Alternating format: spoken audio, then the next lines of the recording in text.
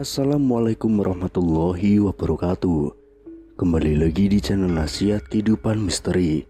Pada video kali ini kami akan membahas tentang Ramalan Prabu Jayabaya 2024. Prabu Sri Aji Jayabaya merupakan raja yang paling diingat masyarakat karena berbagai ramalannya.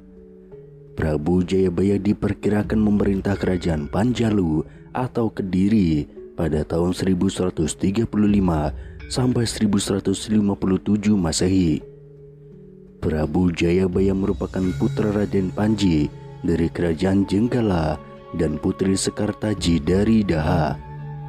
Pada masa Prabu Jayabaya memerintah, kerajaan Kediri mencapai puncak kejayaannya.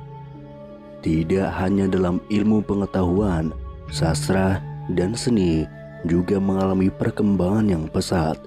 Pada masanya kitab Mahabharata dan Ramayana diterjemahkan ke dalam bahasa Jawa. Prabu Jayabaya juga menulis ramalan akan masa depan yang kemudian diyakini banyak yang telah terjadi. Ramalannya ditulis dalam bentuk kakawin atau tembang Jawa. Kakawin ini berupa 21 pupuh berirama asmarandana, 29 pupuh berirama sinom, dan 8 pupuh berirama dandanggulo yang kemudian dikenal dengan kitab Musarar. Masyarakat kemudian mencari makna dari tembang tersebut dan dihubungkan dengan masa depan. Ramalan Prabu Jayabaya diperkirakan akan berlangsung hingga tahun 2100 mendatang. Ramalan Jayabaya banyak yang mengupas mengenai situasi dan kondisi di Nusantara, khususnya di Pulau Jawa.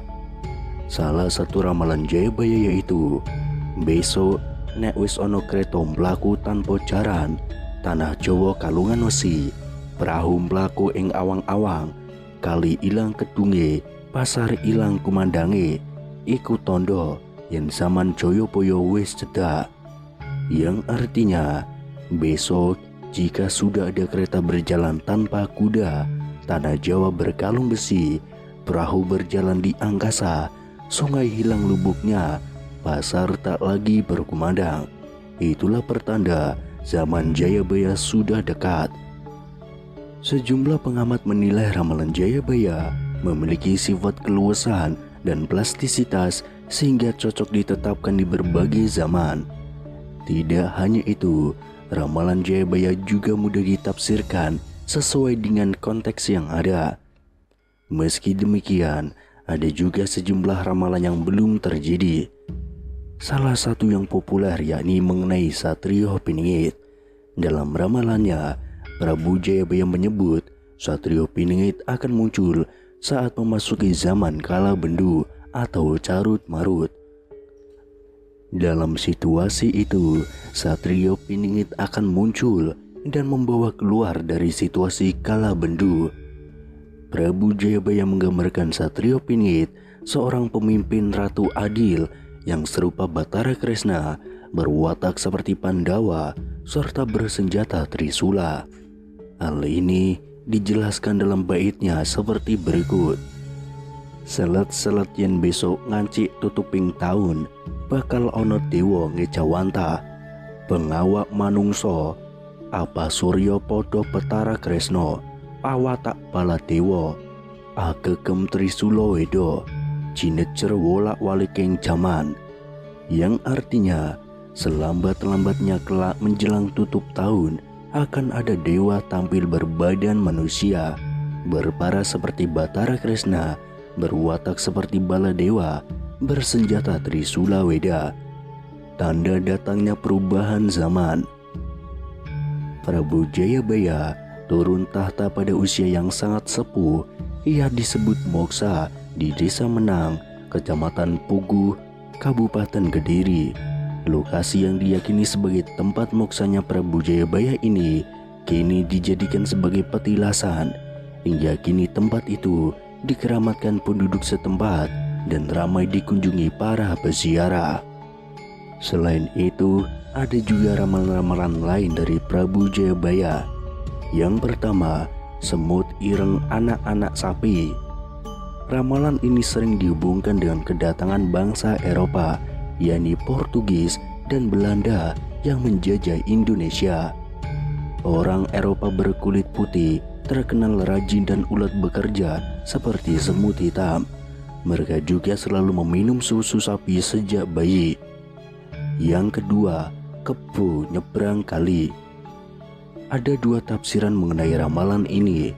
Pertama, orang-orang Eropa yang membawa hasil bumi dari Nusantara dan dibawa menyeberang ke tempat asalnya, yaitu di Eropa. Sedangkan tafsir yang kedua, yakni terkait adanya Perang Dunia Kedua, di mana orang-orang Belanda, Prancis, dan sekutunya kalah dari pasukan Nazi di bawah kepemimpinan Hitler dan harus mengungsi ke daratan Inggris. Yang ketiga, kejajah saumur jagung karo wong cepol. Ramalan ini diartikan bahwa bangsa Jepang hanya akan menjajah Indonesia seumur jagung, tidak akan lama. Seperti diketahui, pasukan Jepang mendarat di Indonesia pada 8 Maret tahun 1942. Tentara dari negeri Sakura itu terusir dari Indonesia 3,5 tahun kemudian, tepatnya pada Agustus tahun 1945. Yang keempat, pitik tarung sak kandang. Ramalan ini sering dihubungkan dengan terjadinya peristiwa berdarah, yaitu gerakan 30 September tahun 1965. 7 jenderal tentara angkatan darat dibunuh oleh sekelompok orang yang mengatasnamakan Dewan Jenderal. Setelah peristiwa terbunuh atas 7 jenderal itu, berturut kemudian terjadi pembantaian terhadap masyarakat yang diduga terlibat dalam organisasi terlarang itu. Mereka dibunuh dan dihukum tanpa vonis keadilan. Yang kelima, kodok ijo ongkang-ongkang. Sering dihubungkan dengan kekuasaan Orde Baru di bawah Presiden Soeharto. Saat itu, Presiden Soeharto menggunakan Angkatan Bersenjata Republik Indonesia yang kebetulan menggunakan seragam warna hijau untuk melanggengkan kekuasaannya. Namun ada juga yang mengartikan ramalan itu dengan kejayaan Islam. Seperti yang diketahui, sejumlah negara Islam di Jazirah Arab menggunakan bendera berwarna hijau. Seperti yang kita semua ketahui, gelar resminya Prabu Jayabaya adalah Sri Maharaja Sang Mahapanji Jayabaya Sri Warweswara Madusudana Hawatara Nindita Sutri Singa Parakrama Utunggadewa. Ia merupakan Raja Panjalu atau Kediri yang memerintah pada tahun 1135 sampai 1157 Masehi.